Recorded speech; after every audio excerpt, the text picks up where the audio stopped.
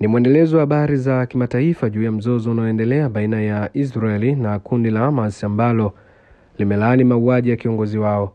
Kwa mujibu wa vyombo mbalimbali vya habari, vimeripoti ya kwamba naibu kiongozi wa kisiasa wa kundi hilo, Arouli, aliuawa katika shambulio la ndege isiyo na rubani.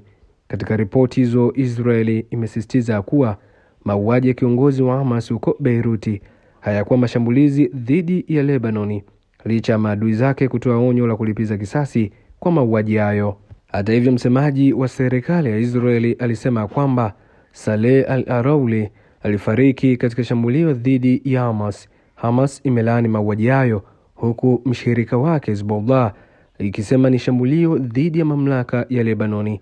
Wakati huo, waziri mkuu wa Lebanoni aliishutumu Israeli kwa kujaribu kuingiza Lebanoni katika mvutano huo.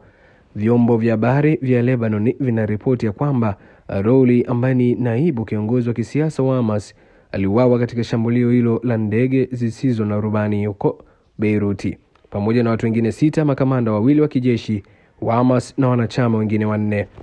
Alikuwa kiongozi muhimu katika brigadia za Qassam, ambao ni mlengo wenye silaha wa Hamas na mshirika wa karibu wa Ismail Haniyeh, ambaye ni kiongozi wa Hamas, ambapo inaelezwa kwamba alikuwa Lebanoni kwa ajili ya uhusiano kati ya kundi lake na Hezbollah. Msemaji wa Israeli, Mark Revin, hakutaka kuthibitisha kuwa Israeli ilifanya mauaji hayo, msimamo wa kawaida kwa maafisa wa Israeli, lakini aliviambia vyombo vya habari. Mimi naitumika naba na hizi ni Rubaa za Kimataifa. Endelea kukaa nasi kwa taarifa zaidi.